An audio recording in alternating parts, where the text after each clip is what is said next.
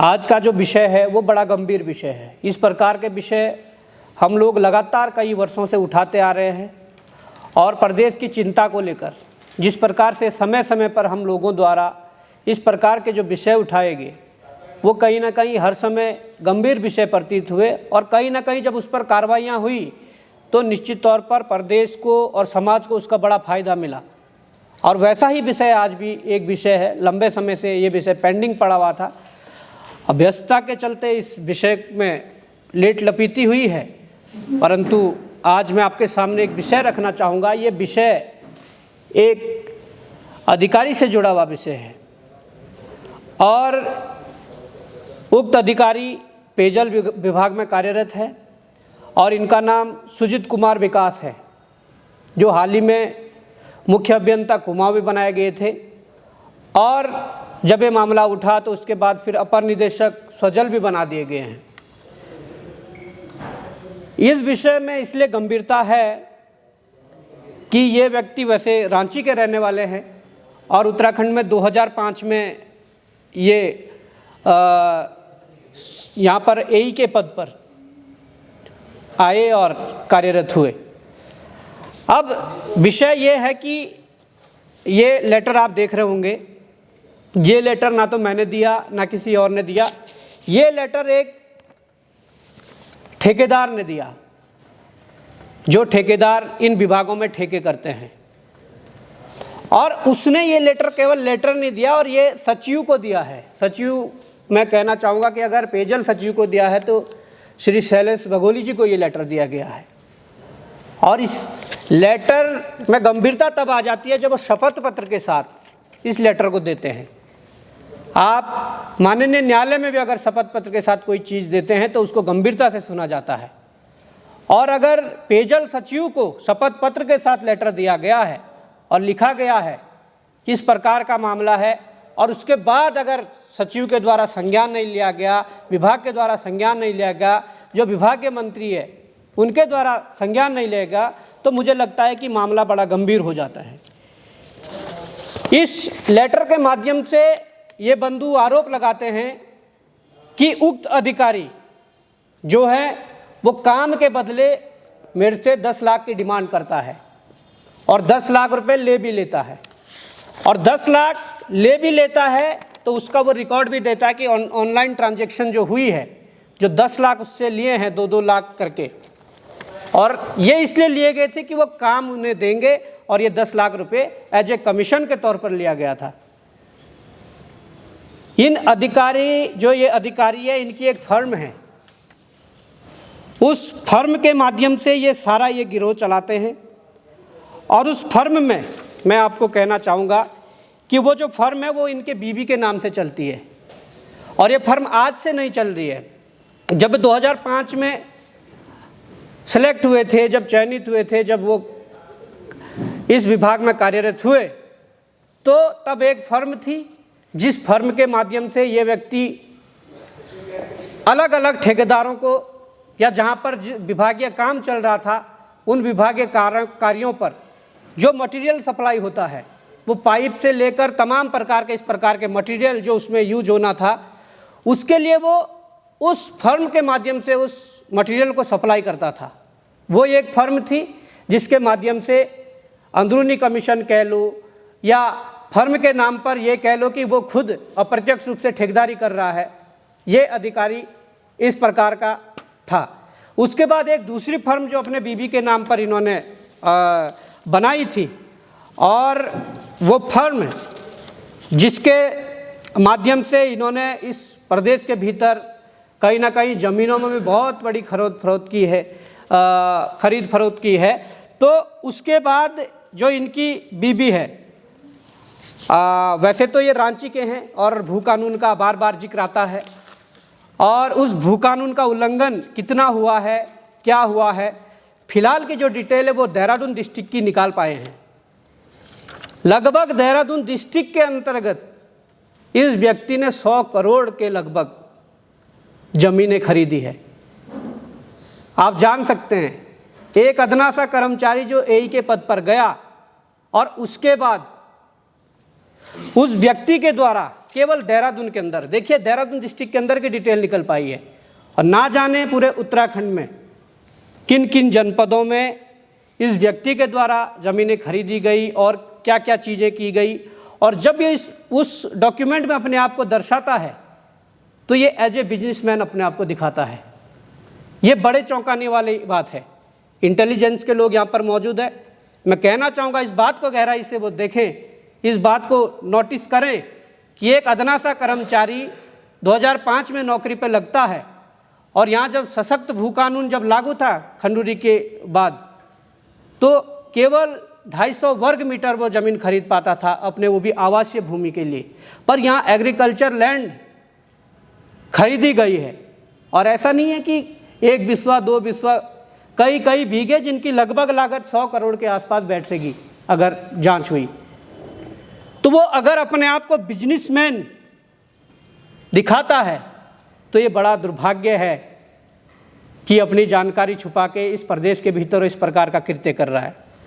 दूसरी बात यह है कि जब ज़मीनों की ये सौदेबाजी करता है तो कुछ ठेकेदार हैं, चुनिंदा ठेकेदार, जिनको ये लगातार काम भी देते रहते हैं और जिनके साथ पार्टनरशिप कह लो अप्रत्यक्ष रूप से, ये उनका उपयोग करता है, उनके साथ सौदाबाजी करके इस ज़मीनों के धंधे को आगे चलाता है। और इस व्यक्ति के खिलाफ पूर्व में भी कई प्रतिकूल प्रविष्टियां इसके खिलाफ लगी है और कई जांचें हुई है, उन जांचों में दोषी ठहराया गया है। ये भी एक जांच लगभग 2018 की है, और इस जांच में ये आप देख रहे होंगे लास्ट पेज, और मैं पढ़कर सुना देता हूँ।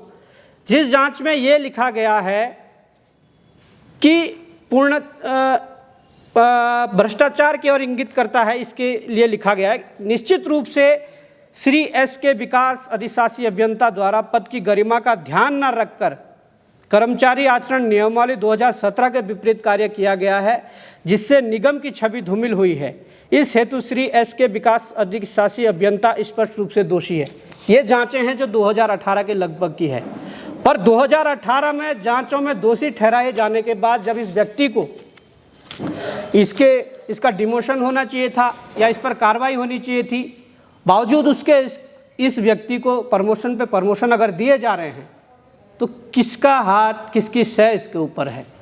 और सूचना ये भी है कि सचिवालय में बैठे कुछ आईएएस जिन लोगों का ये ब्लैक मनी को वाइट करता है, ये भी सूचना है, और समय रहते नहीं जागे तो निश्चित तौर पर उनके जो चेहरे हैं वो भी बेनकाब होंगे, जिन आईएएसों का ये ब्लैक मनी को वाइट करता है। और साथ में 2018 में जब दोषी ठहरा दिया गया था और वर्तमान समय में अगर कोई व्यक्ति जो पीड़ित है और वो शपथ पत्र के साथ अपने इस लेटर को देता है कि मेरे से 10 लाख रुपए लिए गए कमीशन के तौर पर, और आज विभाग सचिव और मंत्री मौन बैठे हैं, तो निश्चित तौर पर इसकी जड़ें बहुत गहरी है। इसके ताज़े एग्जाम्पल ये भी है कि इससे पूर्व या वर्तमान समय में जिस भी व्यक्ति ने, वो शिकायतकर्ता कोई भी हो, सामाजिक कार्यकर्ता हो, पॉलिटिकल एक्टिविस्ट हो या पत्रकार हो, जिन भी लोगों ने इस व्यक्ति के खिलाफ आवाज़ उठाने की कोशिश की या जिन्होंने इसके जो मुद्दे हैं उसको समाज के बीच रखने की कोशिश की, इस व्यक्ति के द्वारा षड्यंत्र करके अपने पत्नी के माध्यम से कई लोगों पर मुकदमे दायर किए हैं, मानहानि के केस किए हैं, और अलग अलग धाराओं में, वो 354 हो या इस प्रकार की धाराएं जो 376 हो, इस प्रकार की धाराओं में भी संगीन मुकदमे बेगुनाहों पर लगाए गए हैं। हो सकता है कि इस प्रेस के बाद हमें भी एक मुकदमा और हम पे किया जाए, क्योंकि इस प्रकार का मामला पूर्व में हमने एक फर्जी एसडीएम का उठाया था, और उस फर्जी एसडीएम ने अपने बीबी के माध्यम से हमारे ऊपर एक मुकदमा डाला गया था, और यही प्रक्रिया चल रही है। जो इस प्रदेश में भ्रष्ट अधिकारी है, जिसने लूट खसोट की है, वो अपने बचाव के लिए अपने बीवी बच्चों को आगे कर रहा है, और गंभीर मुकदमे बनाकर कहीं ना कहीं जो आवाज़ उठा रहा है उसकी आवाज़ को दबाने का प्रयास किया जा रहा है। इस व्यक्ति ने वर्तमान समय में रांची से एक पत्रकार पर मुकदमा किया है। अगर क्राइम हुआ भी है, अगर तुम्हारे खिलाफ गलत बोला है, अगर देहरादून के अंदर वो घटना हुई है, तो तुम रांची से किस प्रकार से उस मुकदमे को करवा सकते हैं? ठीक है, मान लो 0 एफआईआर आप वहाँ करवा सकते हैं, पर मुकदमे की जो कार्रवाई है वो तो उत्तराखंड के अंदर चलनी चाहिए। पर अपने बीवी बच्चों के आड़ में ये जो कुकृत्य है, कुछ ऐसे अधिकारी और कर्मचारी है जो इसको दबाना चाहते हैं। और मैं ये भी बताना चाहता हूँ कि जिस प्रकार से एक शपथ पत्र के बाद भी कार्रवाई नहीं हुई और आपके पैरों तले ज़मीन खिसक जाएगी जब मैं देहरादून डिस्ट्रिक्ट के अंदर में जो इन्होंने ज़मीन खरीदी है, ये आप देखिए, मैंने एक चार्ट बनाया है जिसमें एग्रीकल्चर लैंड इन्होंने 2021-4-2015 को खरीदी है 748 स्क्वायर मीटर, जिसकी कीमत लगभग इसमें 60 लाख दर्शाई गई है। और ये आप सभी जानते हैं कि जो कीमत सामने दर्शाई जाती है उससे कई गुना अधिक कीमत उस ज़मीन की होती है। और मैं ये बताना चाहता हूँ कि 2015 में 60 लाख की ये ज़मीन खरीदी गई 21/4/2015 को, फिर 13/3/2015 उससे पहले महीने भी एक ज़मीन खरीदी गई, वो भी एग्रीकल्चर लैंड है और वो 192 स्क्वायर मीटर है जिसकी कीमत लगभग 11.5 लाख है। फिर एक ज़मीन उसी दिन जिस दिन 13/3/2015 को ये खरीदी गई थी 11.5 लाख की, एक ज़मीन और खरीदी गई है, वो भी एग्रीकल्चर लैंड है और उसकी कीमत लगभग 2,07,00,000 रुपये है, 12,45,00,000 रुपये हैं, जो कि 207 स्क्वायर मीटर है। और एक ज़मीन 15/9/2016 को खरीदी गई, वो भी एग्रीकल्चर लैंड है जो लगभग 24 बीघा है और आप मान लो 2,42,00,000 रुपये के आसपास इसकी कीमत है। और एक ज़मीन 28/4/2017 को खरीदी गई जो रेजिडेंशियल है और 251 स्क्वायर मीटर में लगभग 1,30,00,000 इसकी कीमत है। एक ज़मीन फिर रेजिडेंशियल प्लॉट खरीदा गया जो 17/11/2021 को खरीदा गया और इसकी कीमत 7,24,00,000 के आसपास है। और इतना ही नहीं, फिर एक ज़मीन 23/2/2023 को खरीदी गई है जो रेजिडेंशियल है और जिसकी कीमत लगभग 82 लाख रुपए है। फिर एक रेजिडेंशियल जो ज़मीन है और एक खरीदी गई 30/8/2023 को जिसकी कीमत लगभग 1,05,00,000 रुपये है। ये केवल और केवल देहरादून डिस्ट्रिक्ट के अंदर का रिकॉर्ड है। हम लगे हैं कि और जनपदों में, और हो सकता है कि देहरादून डिस्ट्रिक्ट के अंदर भी और चीज़ें हो और ज़मीनें हो। एक अदना सा कर्मचारी जो 2005 में एई के पद पर नियुक्त होता है और वर्तमान समय तक आप मान के चलो कि 20 वर्ष, अभी 2025 तक मान के चलते 20 वर्ष हो गए हैं, 20 वर्षों में इतनी तरक्की कर जाता है कि कई 100 करोड़ की तो वो संपत्ति बना लेता है और ठेकेदारों से आप अकाउंट में कमीशन लेते हो। और वो ठेकेदार जब शपथ पत्र के साथ, दुख इस बात का होता है, शपथ पत्र के साथ अगर शिकायत करता है तो ये तमाचा इस विभाग के सचिव के मुंह पर भी है, इस विभाग के खुद पूरे विभाग पर है और इस विभाग के मंत्री पर भी है कि शपथ पत्र के साथ अगर कोई व्यक्ति शिकायत कर रहा है, उसकी सुनवाई नहीं हो रही है, तो आम व्यक्ति की सुनवाई क्या होगी। ये बड़ा विषय है और इतना गंभीर मामला है। मैं चाहता हूं कि व्यस्तता के कारण इस मामले को हम नहीं ला पाए थे एक आध महीने से, परंतु आज इस उद्देश्य से इस मैसेज को हम सरकार तक पहुंचाना चाहते हैं आप लोगों के माध्यम से कि उत्तराखंड के मुख्यमंत्री पुष्कर सिंह धामी जी इसका संज्ञान लें, सचिवालय में बैठे विभागीय सचिव श्री शैलेश बगोली जी इसका संज्ञान लें और उक्त व्यक्ति पर तत्काल कार्रवाई करके, आवश्यक कार्रवाई करके इन्हें सजा दें जो हो सकता है। अगर ऐसा नहीं किया गया, ये प्रेस करना इसलिए भी जरूरी था कि अगर ये नहीं करते हैं तो माननीय न्यायालय का दरवाज़ा खटखटाएंगे और वहाँ इस मसले को ले जाएंगे। ये हमारा उद्देश्य था। इसके अलावा मैं एक और गंभीर बात कहना चाहता हूँ कि पिछले समय में अभी 1,75,000 रुपये की सैलरी पर एक व्यक्ति जो रखा गया था, उसके लिए हमारे संगठन के साथियों ने खूब विरोध भी किया था और एक दिन जो शहरी विकास निदेशालय है उस निदेशालय में पूरे दिन भर वहाँ पर हंगामा भी काटा था। उसके बाद जो सचिव है नितेश झा जी, उनके यहाँ से कॉल आता है कि भाई अगर ऐसा है तो हम इस पे संज्ञान लेकर ये करेंगे।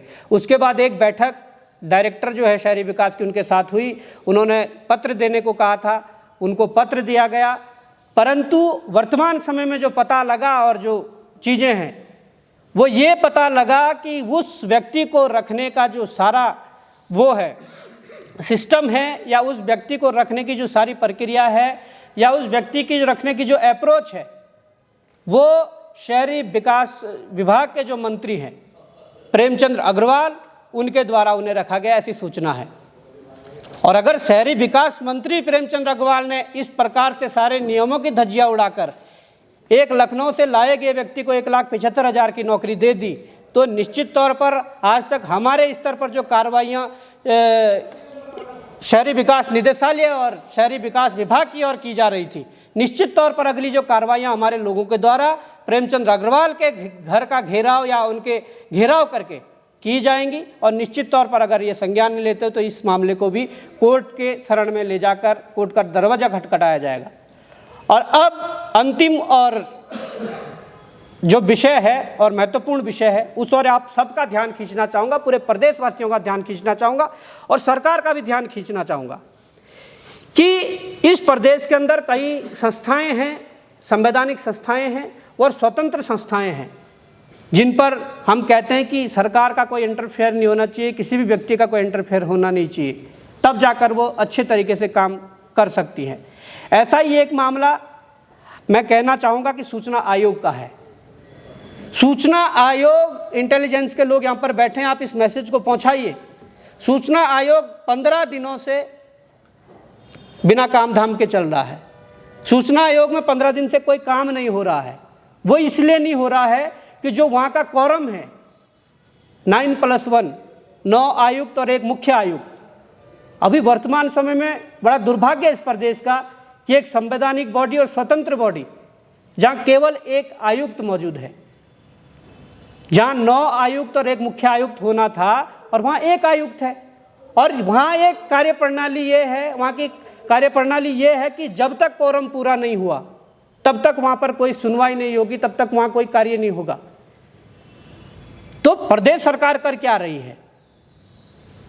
प्रदेश सरकार को जल्दी से जल्दी वहाँ पर इस पूरे quorum को भर देना चाहिए, जिससे कि लगभग 1500 जो मामले हैं वो पेंडिंग पड़े हुए हैं। 1500 से भी अधिक मामले हैं, जिसमें कई मामले तो हम लोगों के हैं जो समाज की लड़ाइयाँ लड़ रहे हैं, और 1500 मामले पेंडिंग पड़े हुए हैं। तो मैं यही कहना चाहूँगा इस बात से कि सरकार इसका संज्ञान लेकर वहाँ पर तुरंत मुख्य सूचना आयुक्त और जो अन्य आयुक्त हैं उनकी नियुक्ति करें, क्योंकि हाईकोर्ट के निर्देशानुसार भी ये quorum पूरा होने के कारण सुनवाई वहाँ की जा सकती है। जो मैंने अभी कहा है कि जब quorum पूरा होगा तभी सुनवाई होगी, और 15 दिनों से ये काम ठप पड़ा हुआ है, तो ये बड़े ही दुर्भाग्य का विषय है। तो ये मैंने 2 से 3 मामले बताए हैं, इसमें चाहे सुजीत विकास कुमार का मामला हो या 1,75,000 सैलरी में रखा गया एक व्यक्ति जो खुद मंत्री के द्वारा कहा जा रहा है रखा गया है, और एक ये सूचना आयोग में जिस प्रकार से सारा कामकाज ठप पड़ा हुआ है, ये मामला है। तो इन सभी मामलों का संज्ञान उत्तराखंड सरकार ले, मैं ऐसी आशा करता हूँ और हमें उम्मीद है। और अगर नहीं करेंगी तो निश्चित तौर पर आगे की जो कार्रवाई है उस पर भी हमारे आगे कदम बढ़ेंगे। धन्यवाद। जय हिंद, जय भारत, जय उत्तराखंड। बॉबी भाई, तो 10 लाख की बात आप कर रहे हो, क्या उस आदमी को फिर काम मिला है? उस व्यक्ति को काम मिला है? नहीं मिला, नहीं मिला उस व्यक्ति को काम ना।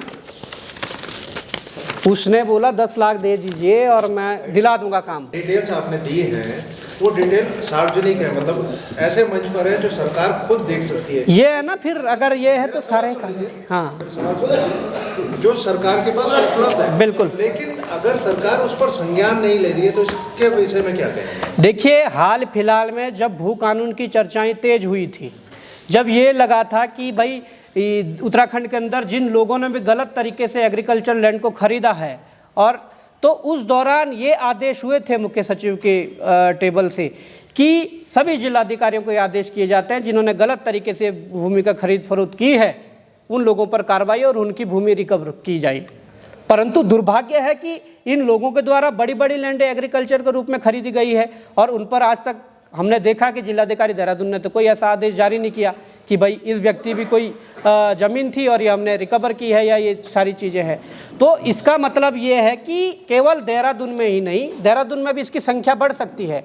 इसके अलावा 12 और जनपदों में भी ये भूमि का खरीद फरोख्त जो किया गया है, इसके और भी हो सकते हैं। और मैं तो कह रहा हूँ कि एक अदने से कर्मचारी की अगर लगभग 100 करोड़ के आसपास भूमि खरीदी गई है या इस प्रकार की संपत्ति इकट्ठा की गई है, तो वास्तव में कहीं ना कहीं ये झकझोर देने वाली एक बात है कि इस प्रदेश के अंदर जो लूट खसोट हो रही है उसका स्तर कितना बड़ा है। इसी से जुड़ा एक दूसरा सवाल यह है कि आप सभी जानते हैं कि जब ज़मीनें खरीदी जाती हैं सरकारी रेट पर खरीदी जाती हैं, कहीं ना कहीं एक बड़ी रकम जो है ब्लैक मनी के रूप में ट्रांसफ़र होती है इधर से उधर, तो इसमें भी हुआ होगा।